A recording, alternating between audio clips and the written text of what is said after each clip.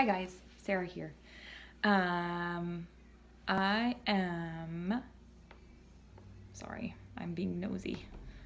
There's a big truck outside of my house with sod and I can't tell who's getting it, but it is massive. I wish it was us because we have so much crabgrass. But no, it's leaving now. All right. So, I wanted to come on here because yesterday I did a super short video about guilt and how I feel a lot of it a lot of the time. And I was wondering if I was the only one. I feel like that's not possible. And sure enough, even though not a ton of people commented below my video, a lot of you actually sent me private messages, and I'm not going to say who you are, obviously, but I do want to say thank you for reaching out. It does make me actually feel a little bit more sane and a little bit more normal, whatever normal is. I don't think there's such a thing, but it's really nice to be able to connect on a deeper sort of level than the regular superficial, hey, how are you? Good, okay, bye. So I really appreciated that. So anyway, now I'm here and I'm going to do the full-length video, which won't be very long because I have about 10 minutes, 15 minutes max before I have to go. So here we are.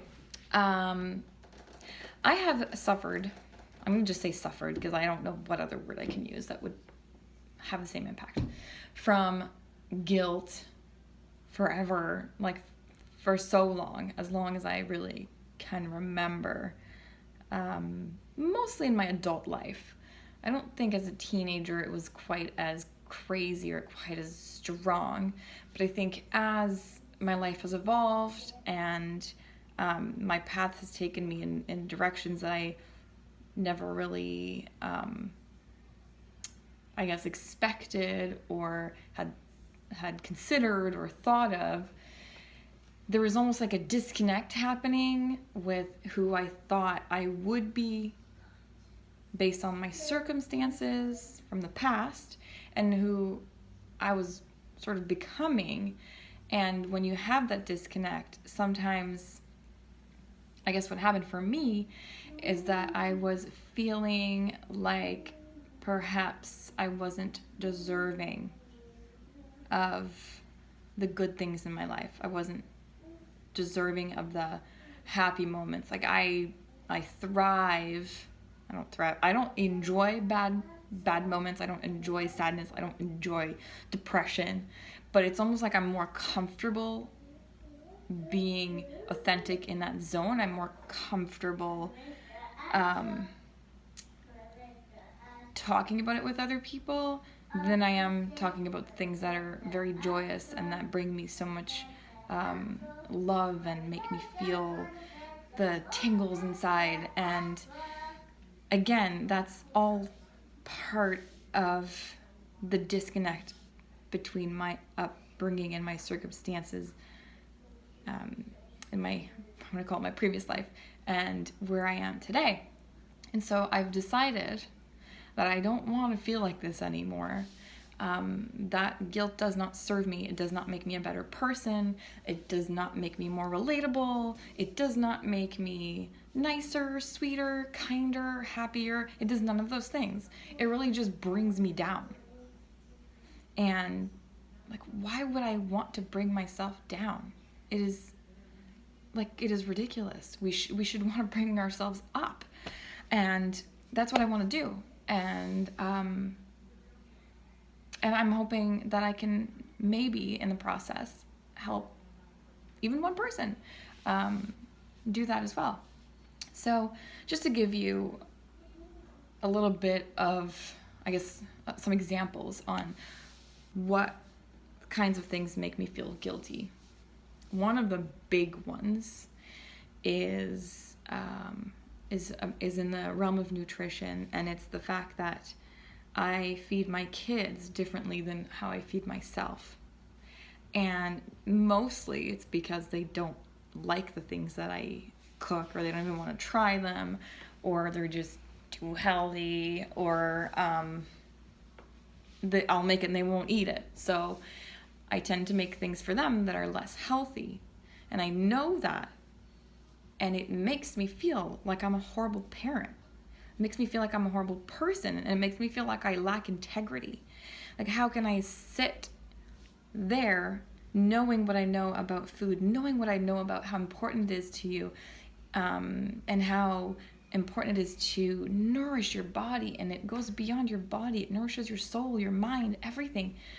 And yet I give them the stuff, which half of what's in the plate, in my mind, it's not food. It's not nourishing. It's not any of those things. And so I really battle with that, like, on the daily. And I try to find things that they will like and explore different flavors and stuff, but it's just difficult. But again, now I'm finally realizing that I cannot control, and that's another issue for another day. I have a lot of control issues, and I think they kind of they coexist together. But I can't control other people, whether they are my kids, my husband, my friends. Sometimes you feel like you can barely control yourself. So I can't control them. And even though I am the person making the food, obviously it's been a trial and error thing over the past 15 years of what they like to eat and what they don't like to eat, and what they will eat and what they will not eat. So I can only do so much. What I will do is I will continue to try and educate, to try and spread the message to them, and hope that one day they make the decisions that make them feel authentic and make them feel like they are living a life that is in alignment with all of their beliefs. And that's really all I can do. And feeling guilty every time I put food on the table isn't changing the outcome, isn't changing anything, except it's eating at me the entire time. And it's useless. It's really useless. So that's one of the big ones for me, like the difference in sort of how I feed my kids and how I feed myself and my husband.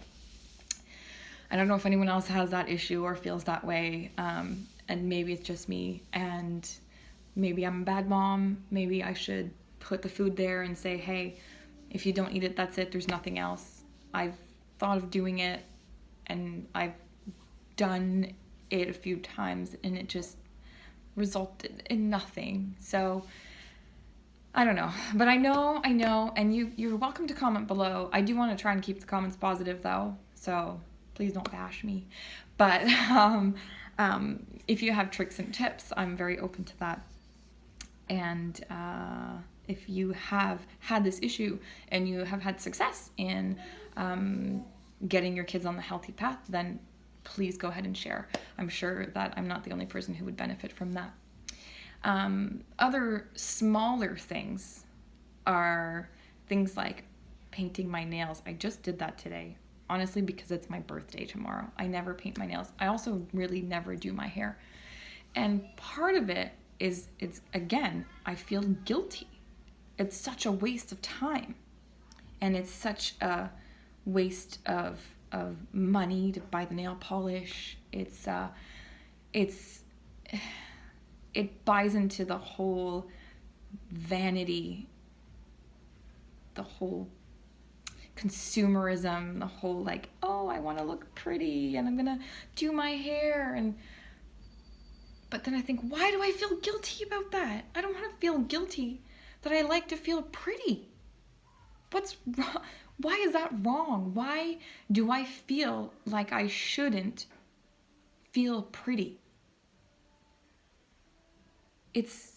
I know why. And again, these are all really, they're really deeply rooted things, which I won't get into right now because it would be a very, very long video. But again, I feel like I cannot be the only person who has this sort of emotion, and where you're at sort of almost like fighting with yourself, like you you want to look good, feel good, but at the same time, you don't want to look like you tried. Because if you tried, then you must be vain. You must be just a selfish person or self-absorbed or whatever you want to call it. And I don't think I'm those things. But then I still try to not put the effort in. It's really weird. Anyway, comment below if you also do things like that. And I do that in a lot of aspects of my life. Another one is my car.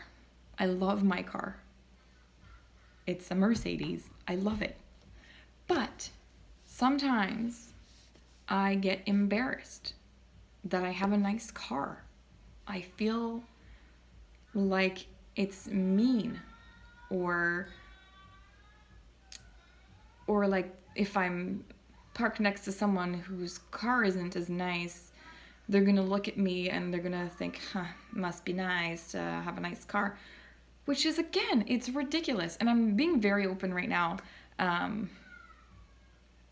never really, it's not really me to express myself like this and to be this vulnerable, but in the spirit of the new leaf I'm trying to turn, I'm putting myself out there.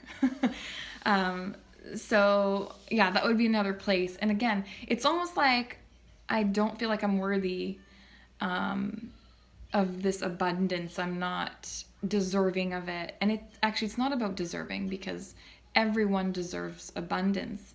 But what happens is, if you're not willing to accept it, and when you're not willing to let it come to you, you're sort of blocking that. And when it does come to you, there is that disconnect where you're excited, you're happy, but you're also almost like embarrassed and like, oh, I don't really want anyone to really know, and it's ridiculous. So yeah, those are some examples to sort of give you an idea of the things I feel guilty about. And there are a million more, but those are kind of bigger ones that are, again, as I said, deeply rooted in several other issues I'm working on. Don't we all have those? So that's my video for today. Guilt. And I'm going to be working on letting go. And I've started, and it's feeling good. It's feeling good, but it's difficult because I have to dig deep on some of these issues. I have to dig really deep, and I have to try to, figure out where this guilt stems from. Like, how far below, how many layers of the onion do I have to peel to get to the center of the reason why I don't feel I am